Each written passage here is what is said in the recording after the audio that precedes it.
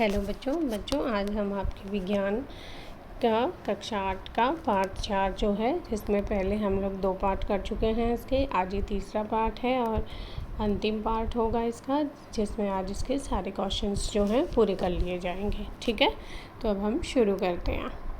तो पहला क्वेश्चन आप लोग देखिए। पहला क्वेश्चन जो दिया हुआ है कि आदर्श ईंधन के क्या गुण हैं। तो आदर्श ईंधन के हमें गुण बताने हैं बच्चों।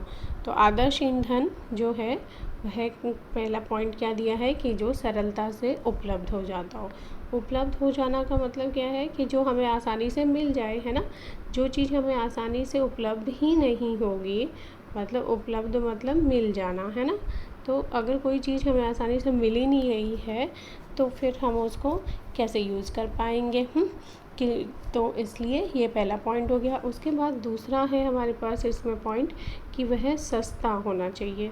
अब कोई चीज़ बहुत महंगी है ना, और ईंधन के रूप में आपको उसे जलाना है, तो आप कैसे उसे यूज़ कर पाएंगे जब उसे इतना महंगी चीज़ को ख़रीदने में ही जब इतना पैसा लग जाएगा, तो ईंधन की तरह वो यूज़ करने में भी हमें बहुत एक्सपेंसिव हो जाएगी, है ना। तो इसलिए आदर्श ईंधन का सस्ता होना बहुत ज़रूरी है। इसके बाद तीसरा पॉइंट है हमारा कि वह आसानी से जलता हो। अब देखो, आसानी से जलता है क्या मतलब क्या है कि ऐसी वस्तु होगी वह जिसका ज्वलन ताप कम होगा, है ना। तो आसानी से जलता हो तो इसी का मतलब क्या हो गया कि उसका ज्वलन ताप कम हो। अब जैसे आप लोगों ने दिवाली वगैरह पे पटाखे चलाते हैं तो उसमें जो फुलझड़ी होती है, आपने देखा होगा, उसको जलने में काफ़ी समय लग जाता है कई बार, है ना। तो उसका मतलब क्या, उसका ज्वलन ताप अधिक है ना। पर ईंधन जो अब हम यूज़ कर रहे हैं, अगर वो जला ही नहीं जल्दी से तो क्या होगा, हम तो बैठे रहेंगे उसको जलाने के लिए और कितना टाइम वेस्ट होएगा। तो इसलिए हमेशा उसका ज्वलन ताप जो है वह कम होना चाहिए। कौन सा ताप बच्चों? ज्वलन ताप, है ना। ज्वलन ताप क्या होता है आपको याद होगा, उसका मतलब है कि वह न्यूनतम ताप जिस पर कोई वस्तु जलना शुरू कर देती है उसको हम उसका ज्वलन ताप कहते हैं। ठीक है, तो इसके बाद हमारा चौथा पॉइंट होगा कि वह जब जल रहा है तो ऊष्मा हमें काफ़ी मात्रा में दे, है ना। ऊष्मा हमें मतलब जो उसकी गर्माहट है उससे मिलने वाली ऊष्मा जो है वह हमें काफ़ी मात्रा में मिलनी चाहिए, है ना। नहीं तो बहुत थोड़ी थोड़ी ऊष्मा में तो कोई चीज़ जलेगी, तो मान लो हमने खाना ही पकाना है तो कितना समय लग जाएगा, है ना। तो इसलिए उस में से जो ऊष्मा वो प्रदान कर रहा है वह भी काफ़ी मात्रा में होने चाहिए। इसके बाद हमारा अगला पॉइंट है कि जलने के बाद वह जो है पदार्थ वह अनचाहा या अवांछनीय पदार्थ नहीं छोड़े, है ना। मतलब अनचाहा मान बहुत सारे वहाँ पर अब हमारे पास राख बच गई है, या फिर राख होने से पहले ही मतलब क्या है वहाँ पे जो पदार्थ है वह ठीक से जला ही नहीं है। तो ऐसा अनचाहा जो है हमारे पास अवांछनीय पदार्थ नहीं छोड़ता हो। ठीक, इसके बाद अगला पॉइंट ज्वलन ताप कम होता है, ये हम लोग डिस्कस कर चुके। और फिर है इसका भंडारण आसान हो, है ना, कि उसे हम आसानी से भंडारित कर सकें, मतलब स्टोर कर सकें।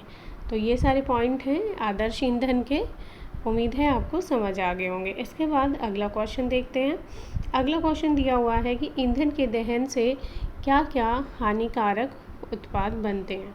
अब देखो, ईंधन का दहन जब हो रहा है तो ईंधन कौन कौन सा, जैसे लकड़ी, कोयला, पेट्रोल, ये सब हम लोग पहले पढ़ चुके हैं ना। तो ये ईंधन जो है, इनके जलाने से जो हमें हानिकारक उत्पाद बनते हैं, मतलब हानिकारक उत्पाद जो वहाँ पर निकल रहे हैं, है ना, तो वह कौन कौन से हैं। तो अब देखो, आपने देखा होगा जब भी कोई ईंधन जलता है तो सबसे पहले तो वहाँ पर कार्बन के बिना जले कार्बन कण निकलते हैं, ठीक है। फिर वहाँ पर विभिन्न प्रकार की गैसें निकलती हैं, तो वो गैसें कोई भी हो सकती हैं, जैसे कि कार्बन मोनोऑक्साइड। कौन सी?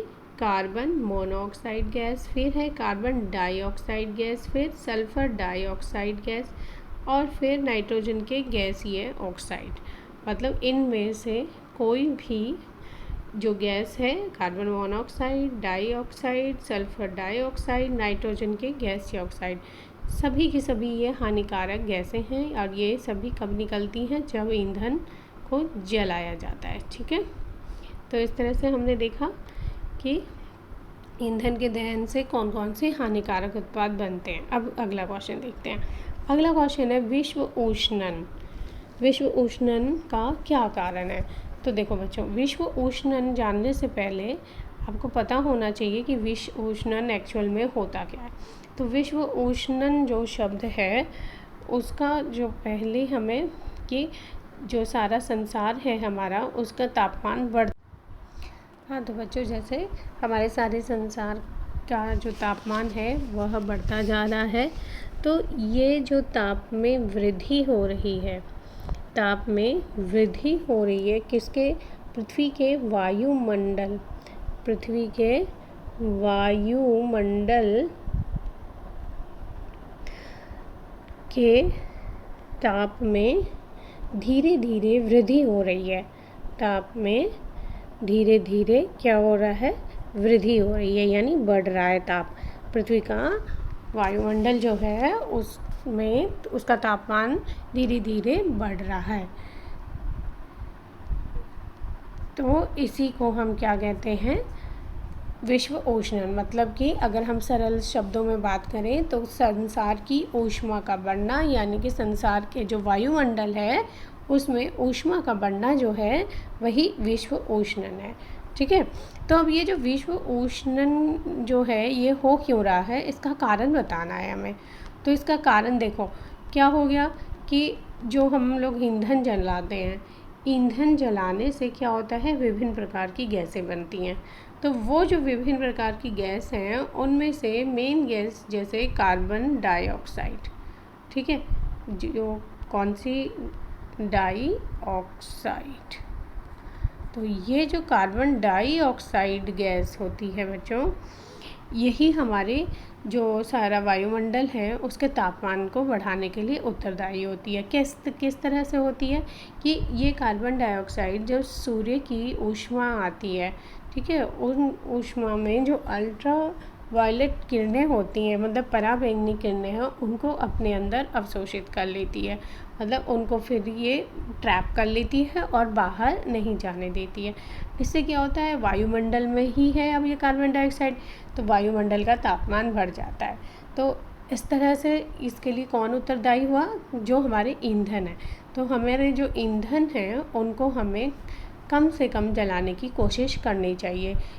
ठीक है, तो हमारा जो कार्बन डाइऑक्साइड का स्तर है वायुमंडल में वह भी कम उत्पादन, उसका मतलब कि कम उत्पादन होगा। ठीक है, तो अब हम लोग इसका आंसर देख लेते हैं। आंसर में क्या लिखा हुआ है? आंसर जो है कि विश्व उष्णन का सरल शब्दों में अर्थ होता है संसार की ऊष्मा का बढ़ना। अधिकतर ईंधन दहन से वायुमंडल में कार्बन डाइऑक्साइड गैस छोड़ते हैं। कार्बन डाइऑक्साइड गैस सूर्य की ऊष्मा को अवशोषित कर लेती है, जिसके कारण संभवतः विश्व उष्णन हो रहा है। अब इसका परिणाम क्या होता है? ये विश्व उष्णन जो होता जा रहा है, हमारे सारे संसार का तापमान बढ़ रहा है, इसके कारण हिमखंड जो होते हैं, मतलब बर्फ़ के पहाड़ जो हैं वो पिघलने लगे हैं, समुद्र का जल स्तर बढ़ रहा है और तटीय क्षेत्रों में बाढ़ ज़्यादा आने लगी है। ठीक है, तो ये सब इसके कारण है। अब हम इसी को एक चित्र की मदद से समझ लेते हैं। देखो, ये विश्व उष्णन का चित्र है, इसमें आपको अच्छे से समझ आ रहा होगा।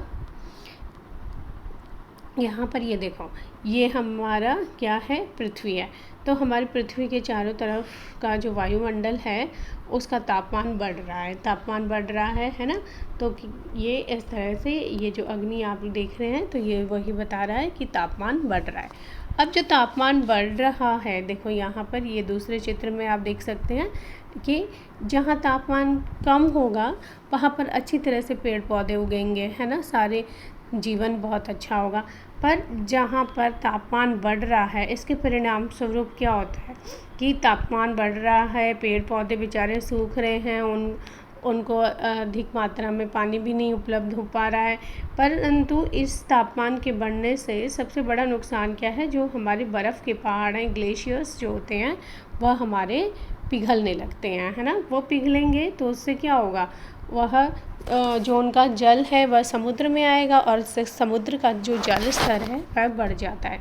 तो समुद्र का जल स्तर जब बढ़ता जा रहा है उससे जो तटीय क्षेत्र हैं, मतलब जो समुद्र के किनारे वाले क्षेत्र हैं, तटीय क्षेत्र जो होते हैं, उन तटीय क्षेत्रों में बाढ़ आने का खतरा बहुत ज़्यादा हो जाता है। ठीक है, तो बच्चों हमें कोशिश करनी चाहिए कि हम अधिक से अधिक मात्रा में तो पेड़ लगाएं। देखिए, पेड़ लगाना हमारे लिए बहुत ही ज़रूरी है। जब हमारे संसार का तापमान बढ़ रहा है तो उसके लिए हमें अधिक से अधिक मात्रा में पेड़ लगाने चाहिए। ठीक, और पेड़ किस लिए लगाने चाहिए? क्योंकि पेड़ ही ऐसे होते हैं जो कार्बन डाइऑक्साइड को अपना भोजन बनाने के लिए अवशोषित करते हैं, है ना। जो प्रकाश संश्लेषण की प्रक्रिया के द्वारा पेड़ पौधों द्वारा जो भोजन बनाया जाता है वह प्रकाश संश्लेषण की प्रक्रिया कहलाती है ना। तो प्रकाश संश्लेषण में क्या होता है कि पौधे क्या ले लेते हैं? CO2 ले लेते हैं, मतलब कार्बन डाइऑक्साइड को ले लेते हैं। तो उससे क्या होगा, कार्बन डाइऑक्साइड का स्तर जो है हमारे वायुमंडल में बैलेंस हो जाएगा। तो इसलिए हमें अधिक से अधिक मात्रा में पेड़ लगाने चाहिए। और पेड़ लगाने का और भी फ़ायदे होते हैं, है ना। वो हमें ऑक्सीजन देते हैं। इससे क्या होगा, हमारा जो जीवन है वो बहुत अच्छा होगा।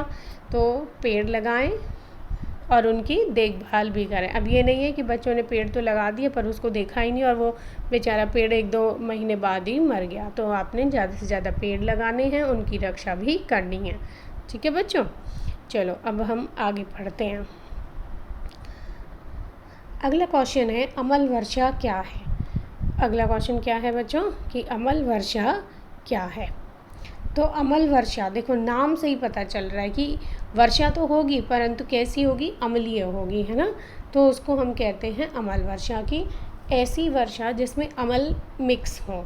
तो इसमें कौन से अमल मिक्स होते हैं? देखो, सल्फ्यूरिक या नाइट्रिक अमल जैसे घटकों के साथ किसी भी प्रकार की वर्षा जब पृथ्वी पर गिरती है, यह अमल वर्षा कहलाती है। अब इस अमल वर्षा के कारण क्या हैं कि क्यों हो रही है ये? तो अमल वर्षा के जो कारण होते हैं वह भी हमारे द्वारा जलाए गए ईंधन है। तो ईंधन जैसे कोयला हो गया, डीजल हो गया, पेट्रोल, है ना, या फिर और दूसरे ईंधन भी जो हैं वो सभी ईंधन इसमें शामिल हैं। तो जो ईंधन होते हैं जब उनको जलाया जाता है तो क्या होता है, वहाँ पर सल्फ़र और नाइट्रोजन के ऑक्साइड उत्पन्न होते हैं। अब ये सारे ऑक्साइड कहाँ चले जाते हैं? हमारे वायुमंडल में। वायुमंडल में जब वर्षा होती है तो ये उस वर्षा के साथ मिक्स हो जाते हैं। ठीक है, तो फिर उसके बाद वर्षा जो है वो हम नीचे पृथ्वी पर आती है। तो वर्षा जब पृथ्वी पर आती है तो हमारी फसल, भवन या फिर मिट्टी भी जो होती है वह भी उससे नुकसान, मतलब उस मिट्टी को भी नुकसान पहुंचता है। ठीक है, तो इस तरह से हम जो अमल वर्षा है वह हमारे लिए हानिकारक हो जाती है। ठीक है, अब इस अमल वर्षा को भी हम एक चित्र की मदद से समझ लेते हैं। ये देखो, ये एक चित्र दिया हुआ है बच्चों अमल वर्षा का। अमल वर्षा जो होती है उसको इंग्लिश में कहा जाता है एसिड रेन। एसिड का मतलब अमल, ठीक है, और रेन का मतलब वर्षा। ठीक, अमल वर्षा। तो ये जो अमल वर्षा है बच्चों, इसमें देखो अभी हम लोगों ने पढ़ा कि जो हमारे ईंधन जलाए जाते हैं, ईंधन चाहे वह घरों में जल रहे हों, घर में हो या फैक्ट्रीज़ में हो, ठीक है, ठीक, या फिर हमारे गाड़ियों द्वारा, किसी भी प्रकार के जो ईंधन होते हैं, किसी भी प्रकार के जो ईंधनों का प्रयोग किया जा रहा है वह सभी के सभी हम क्या वायुमंडल में छोड़ते हैं? कुछ प्रदूषित गैसें, है ना। तो वो जो प्रदूषित गैसें हैं उनमें मेनली अगर SO2, ठीक है, सल्फ़र डाइऑक्साइड और नाइट्रोजन के ऑक्साइड, ठीक, नाइट्रोजन के ऑक्साइड और सल्फ़र डाइऑक्साइड, ये गैसें जब छोड़ी जाती हैं तो क्या होता है बच्चों, ये गैसें जो हैं ये हमारे वायुमंडल में चली जाती हैं। वायुमंडल से ये वहाँ पर ही रुकी रहेंगी और वायुमंडल में जब बारिश होती है, मतलब ये देखो ये जो बादल हैं इनसे बारिश होएगी, तो बारिश के टाइम पर, ठीक है, ये बदल जाती हैं सल्फ्यूरिक अम्ल में और नाइट्रिक अम्ल में। अब ये सल्फ्यूरिक अम्ल और जो नाइट्रिक अम्ल हैं ये ही फिर नीचे वर्षा के साथ आते हैं। इस वर्षा को अम्लीय वर्षा कहा जाता है। है ना। तो देखो आपको ये बहुत अच्छे से इस चित्र में समझाया गया है कि जो घर हैं या फैक्ट्री हैं या गाड़ियाँ हैं, उनसे जो वायुमंडल में हमारे पास प्रदूषित गैसें जा रही हैं वो कौन सी हैं, NO2 SO2, ठीक है, यानी सल्फ़र डाइऑक्साइड और नाइट्रोजन के भी ऑक्साइड, ठीक है। तो आप इसको सल्फ़र और नाइट्रोजन के ऑक्साइड इस तरह भी लिख सकते हैं। ये सब जब एवोपरेशन हो रहा है, मतलब वाष्पन होता है समुद्र के जल का, तो उसके साथ साथ ये भी ऊपर चले जाएंगे बादलों में मिक्स। जब बारिश होएगी बादलों से तो वायुमंडल में से ये बदल जाते हैं पानी के साथ अभिक्रिया करने पर, किसमें, H2SO4 और HNO3 यानी सल्फ्यूरिक अम्ल और नाइट्रिक अम्ल में। ये फिर नीचे हमारे पास बारिश के रूप में आते हैं, ठीक। बारिश के रूप में आए तो ये अम्ल वर्षा कहलाई, और ये हमारे जो भी फसल है या फिर हमारे भवन हैं इवन, उनको नुकसान पहुंचाते हैं, ठीक है। तो अम्ल वर्षा जो होती है वो हमारे लिए बहुत ही नुकसानदायक है। तो इसलिए हमें कोशिश करनी चाहिए कि ईंधन जो है वह हम कोशिश करें कि ऐसा हो जिसमें आदर्श ईंधन के अधिक से अधिक गुण हों, ठीक है। आजकल आदर्श ईंधन मिलना इतना आसान नहीं होता है, कोई भी ईंधन ऐसा नहीं है जिसे हम पूरी तरह से आदर्श कह सकें, फिर भी हमें कोशिश करनी चाहिए कि आदर्श ईंधन वाले अधिक से अधिक गुण एक ईंधन में हों, ठीक है, जिससे हमारा वायुमंडल कम से कम प्रदूषित हो। इससे हमें क्या होगा कि हमारे जो अम्ल वर्षा है वह ख़त्म हो जाएगी, अम्ल वर्षा नहीं होगी, ठीक। तो अब उम्मीद है मुझे कि आप सबको ये समझ आ गया होगा कि अम्ल वर्षा क्या होती है, ठीक है। तो बच्चों, अगर आपको अच्छा लगा हो तो चैनल को सब्सक्राइब ज़रूर कर दीजिएगा और आगे अधिक से अधिक बच्चों को इसे शेयर कर दीजिएगा, ठीक है।